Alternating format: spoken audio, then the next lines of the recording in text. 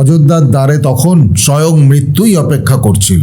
যমরাজ এসেছিলেন নিয়তির বার্তা নিয়ে। একটি যুগ তার শেষ নিঃশ্বাস ফেলছে, সময় তার চূড়ান্ত রায় ঘোষণা করেছে।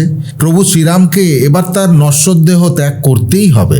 রামরাজ্যের সেই স্বর্ণযুগ সমাপ্তির দ্বার প্রান্তে এসে দাঁড়িয়েছে, কিন্তু মৃত্যু অযোধ্যায় প্রবেশ করতেই পারল না। যমরাজ যখন রাজপ্রাসাদের দ্বার অতিক্রম করতে উদ্যত হলেন, তখন তাকে থামিয়ে দেওয়া হলো। সেখানে কোনো বিশাল সেনাবাহিনী ছিল না, ছিল না কোনো অস্ত্র, কোনো মন্ত্র কিংবা কোনো অলৌকিক প্রাচীর। দ্বারে দাঁড়িয়েছিলেন একমাত্র মহাবীর হনুমান। আমরা হনুমানকে একজন পরম ভক্ত হিসাবে জানি, কিন্তু সেই মুহূর্তে তিনি হয়ে উঠেছিলেন ভক্তির এমন এক অজেয় শক্তির প্রতীক, যার সামনে স্বয়ং কালও এক মুহূর্তের জন্য থমকে দাঁড়ায়। তিনি প্রতিজ্ঞা করেছিলেন তার প্রভুর কোনো অনিষ্ট হতে দেবেন না।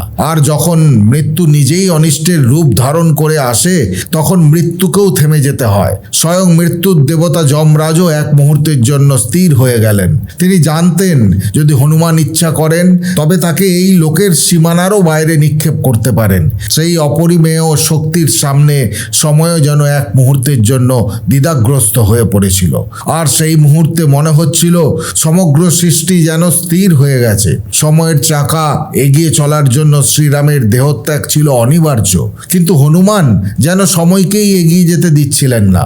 একদিকে দাঁড়িয়েছিল নিয়তি, অন্যদিকে অটল ভক্তি। প্রভু শ্রীরাম রাজ সিংহাসনে শান্তভাবে বসেছিলেন। প্রাসাদের দ্বারে কি ঘটেছে তিনি সবই জানতেন। তিনি বুঝতেও পারছিলেন তার সবচেয়ে বড় রক্ষকই আজ তার সবচেয়ে বড় বাধা হয়ে দাঁড়িয়েছেন। তিনি হনুমানকে মৃত্যুকে প্রবেশ করাতে বলতেও পারছিলেন না, কারণ প্রকৃত প্রেমে নিবেদিত ভক্তের কাছে আদেশের চেয়েও বড় হয়ে ওঠে ভালোবাসা।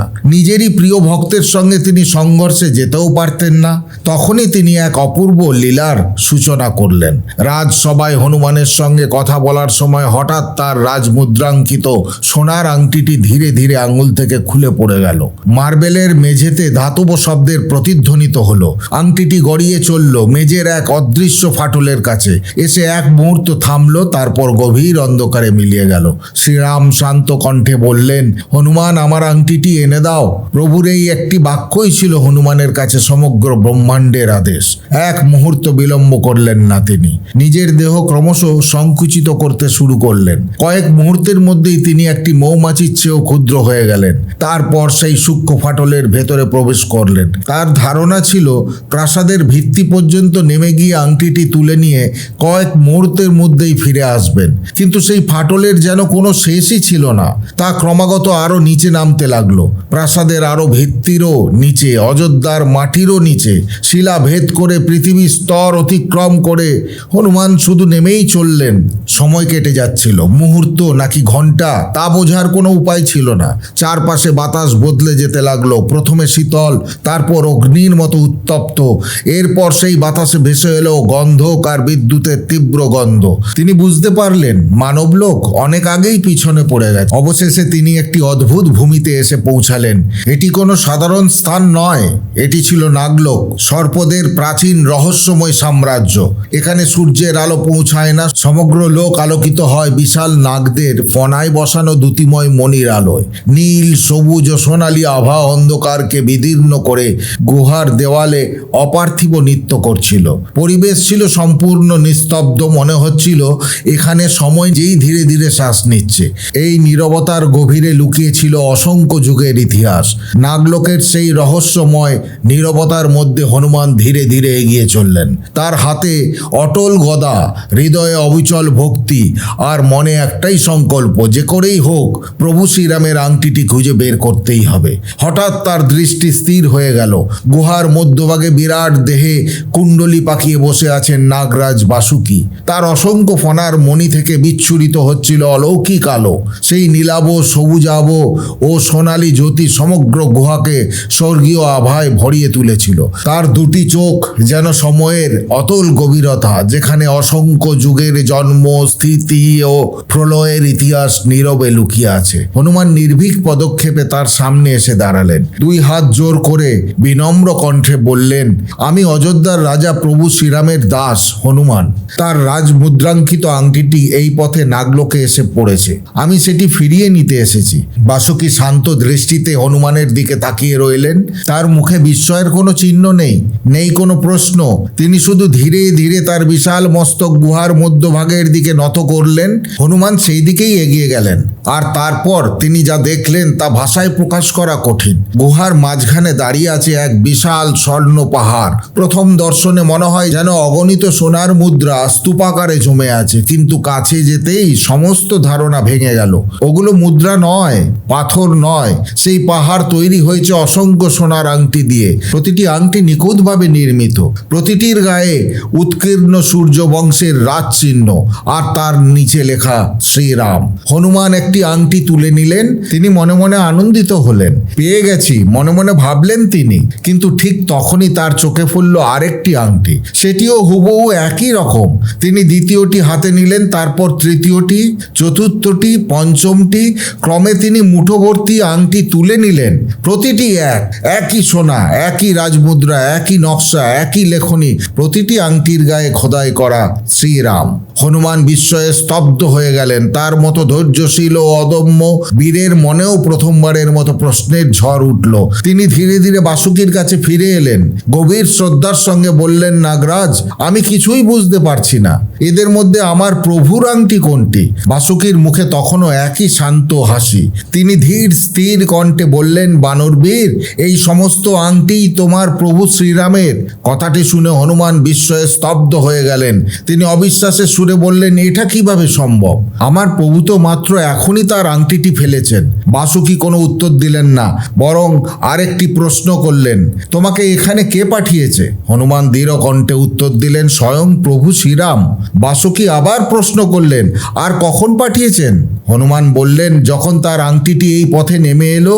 বাসুকি ধীরে ধীরে চোখ বন্ধ করলেন, তারপর শান্ত কণ্ঠে বললেন, আর ঠিক এভাবেই প্রতিবার ঘটে। হনুমান স্তব্ধ হয়ে রইলেন। বাসুকি আবার বলতে শুরু করলেন, এই সৃষ্টি কোনো সরল রেখা নয়, এটি এক অনন্ত চক্র। ব্রহ্মাণ্ডের জন্ম হয়, সে বিকশিত হয়, তারপর এক সময় প্রলয়ে বিলীন হয়ে যায়। কিন্তু সেখানেই সব শেষ হয় না, আবার নতুন সৃষ্টি শুরু হয়, আবার নতুন যুগ আসে, আবার ধর্ম ও অধর্মের সংঘর্ষ শুরু হয়। তিনি আরো বললেন, প্রতিটি মহাকল্পে এক শ্রীরাম অবতীর্ণ হন। তিনি বনবাসে যান, ধর্ম প্রতিষ্ঠা করেন, রাবণকে বধ করেন, অযোধ্যায় রাজত্ব করেন এবং সময় পূর্ণ হলে নিজ ধামে ফিরে যান। একটু থেমে বাসুকি বললেন, আর প্রতিটি যুগেই একজন হনুমান থাকে, এমন এক ভক্ত যিনি তার প্রভুকে কখনো হারাতে চান না। তাই প্রতিবারই শ্রীরাম একটি আংটি ফেলে দেন, আর প্রতিবারই এক হনুমান সেই আংটির সন্ধানে এই নাগলোকে এসে পৌঁছান। গুহার গভীর নীরবতায় বাসুকির কণ্ঠ প্রতিধ্বনিত হতে লাগলো। হনুমান আবার সেই অসীম আংটির পাহাড়ের দিকে তাকালেন। এবার তিনি আর শুধু সোনার আংটি দেখলেন না, তিনি দেখতে পেলেন অসংখ্য যুগ, অসংখ্য ত্রেতা, অসংখ্য রামায়ণ, অসংখ্য শ্রীরাম আর অসংখ্য হনুমান। প্রতিটি আংটি যেন একটি সম্পূর্ণ যুগের ইতিহাস বহন করে দাঁড়িয়ে আছে। আর সেই মুহূর্তেই তার হৃদয়ে প্রথমবারের মতো কালচক্রের প্রকৃত রহস্য উন্মোচিত হতে শুরু করল। নাগলোকের সেই নিস্তব্ধ গুহায় কিছুক্ষণ আর কোনো শব্দ শোনা গেল না। হনুমান স্থির হয়ে দাঁড়িয়ে রইলেন, তার দৃষ্টি নিবদ্ধ সেই অসীম আংটির পাহাড়ে। কিন্তু এবার তিনি আর শুধু সোনার আংটি দেখছিলেন না, তিনি যেন সময়কেই দেখছিলেন। প্রতিটি আংটি একটি যুগের স্মৃতি, প্রতিটি আংটি এক সম্পূর্ণ রামায়ণের প্রতীক। একটি জন্ম, একটি বনবাস, একটি সেতুবন্ধ, একটি ধর্মযুদ্ধ, একটি রাবণবধ, একটি রামরাজ্য, আর শেষে এক অবশ্যম্ভাবী বিদায়। হনুমানের মনে একের পর এক প্রশ্ন জাগতে লাগলো। তার এতদিনের বিশ্বাস যেন মুহূর্তের মধ্যে নতুন অর্থ খুঁজে পেল। তিনি ভাবতেন তার প্রভু একমাত্র শ্রীরাম, তার সেবাই একমাত্র সেবা, তার প্রেম, তার ত্যাগ, তার বেদনা এসবই যেন অনন্য। কিন্তু আজ তিনি উপলব্ধি করলেন, তিনি কোনো বিচ্ছিন্ন কাহিনীর নায়ক নন, তিনি সেই অনন্ত মহাকাব্যের একটি অমূল্য অধ্যায়। যা যুগের পর যুগ ধরে পুনরাবৃত্তি হয়ে চলেছে। বাসুকি ধীরে ধীরে বললেন, বানর শ্রেষ্ঠ, সময়কে মানুষ সরল লেখা বলে মনে করে। তারা ভাবে যা একবার ঘটে গেছে তা আর কখনো ফিরে আসে না। কিন্তু সৃষ্টির নিয়ম ভিন্ন।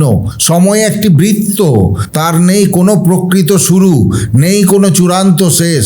সৃষ্টি, স্থিতি ও প্রলয়, এই তিনের মধ্য দিয়েই সেই অনন্তকাল ধরে চলছে। তিনি আরও বললেন, একটি কল্পের অবসান মানেই সবকিছুর সমাপ্তি নয়, বরং সেই সমাপ্তিই নতুন সূচনার বীজ রোপণ করে। তাই ধর্ম বিপন্ন হলে আবার অবতার আসেন, আবার অধর্মের বিরুদ্ধে সংগ্রাম শুরু হয়, আবার প্রতিষ্ঠিত হয় ধর্মের জয়।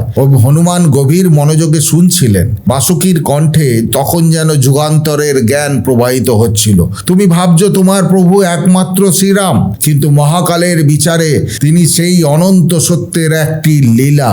রূপ পরিবর্তিত হয় কিন্তু সত্য পরিবর্তিত হয় না। অবতার আসেন, লীলা সম্পূর্ণ করেন, তারপর ফিরে যান, আবার সময় হলে ফিরে আসেন। হনুমান ধীরে ধীরে মাথা নিচু করলেন। তার অন্তরে যেন এক নতুন উপলব্ধির সূচনা হলো। বাসুকি আবার বললেন, এই আংটিগুলো কেবল সোনার অলংকার নয়, এগুলো সময়ের সাক্ষী। প্রতিটি আংটি ঘোষণা করছে অবতার এসেছিলেন, তার কর্ম সম্পূর্ণ হয়েছে, তিনি ফিরেও গেছেন, আবার একদিন তিনি ফিরে আসবেন। এই কথা শুনে হনুমানের চোখ ভিজে উঠল। তিনি বুঝতে পারলেন তিনি এতদিন প্রভুর রূপকে আঁকড়ে ধরে রাখতে চেয়েছিলেন, কিন্তু রূপ চিরস্থায়ী নয়। চিরস্থায়ী হলো আদর্শ, চিরস্থায়ী হলো ধর্ম, চিরস্থায়ী হলো সত্য। হঠাৎ তার মনে পড়ে গেল প্রভুর সেই শান্ত মুখ, সেই স্নেহময় দৃষ্টি, সেই নীরব হাসি। তখন তিনি উপলব্ধি করলেন আংটিটি ফেলে দেওয়া কোনো দুর্ঘটনা ছিল না, এটি ছিল এক নীরব শিক্ষা। প্রভু যেন বলতে চেয়েছিলেন, হনুমান, আমাকে আমার দেহের মধ্যে আবদ্ধ করে রেখো না। আমি কেবল এই শরীর নই, আমি সেই আদর্শ যা যুগে যুগে মানুষের হৃদয়ে বেঁচে থাকবে। আমার শরীরকে ধরে রাখতে চেও না, আমার ধর্মকে ধারণ করো। এই উপলব্ধির সঙ্গে সঙ্গে হনুমানের হৃদয়ের সমস্ত অস্থিরতা ধীরে ধীরে শান্ত হয়ে এলো। তিনি আবার সেই স্বর্ণ পাহাড়ের কাছে এগিয়ে গেলেন, হাতে ধরা আংটিটির দিকে একবার তাকালেন, তারপর ধীরে ধীরে নিজের মুঠি খুলে দিলেন। আংটিটি নিঃশব্দে আবার সেই অসংখ্য আংটির মধ্যে পড়ে গেল। একটি ক্ষীণ ধাতব শব্দ প্রতিধ্বনিত হলো, তারপর আবার সবকিছু নিস্তব্ধ। সেই মুহূর্তে হনুমান আর কোনো আংটি খুঁজলেন না, কারণ তিনি বুঝে গিয়েছিলেন প্রভুর প্রকৃত পরিচয় কোনো অলংকার নয়, কোনো রূপে নয়, বরং তার চিরন্তন ধর্মে। তিনি নাগরাজ বাসুকির সামনে গভীর শ্রদ্ধায় নত হয়ে প্রণাম করলেন। বাসুকি আশীর্বাদের ভঙ্গিতে মৃদু হাসলেন। সেই হাসির মধ্যেও যেন লুকিয়েছিল অনন্তকালের শান্তি।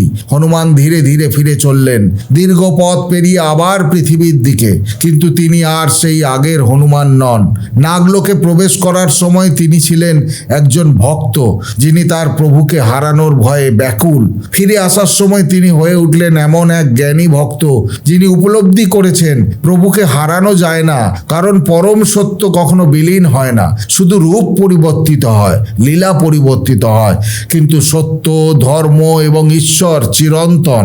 এই কাহিনীটি মূলত আনন্দ রামায়ণে বর্ণিত একটি জনপ্রিয় আধ্যাত্মিক উপাখ্যান। বন্ধুরা, পুরাণ নাও ইউটিউব চ্যানেলের এই ভিডিওটি আপনাকে সমৃদ্ধ করলে সম্পূর্ণ শ্রদ্ধার সাথে কমেন্টে জয় শ্রীরাম লিখতে ভুলবেন না। আজ ভিডিও এখানেই শেষ করলাম। সকলে ভালো থাকবেন, সুস্থ থাকবেন। দেখা হবে পরের ভিডিওতে। জয় শ্রীকৃষ্ণ। রাধে রাধে।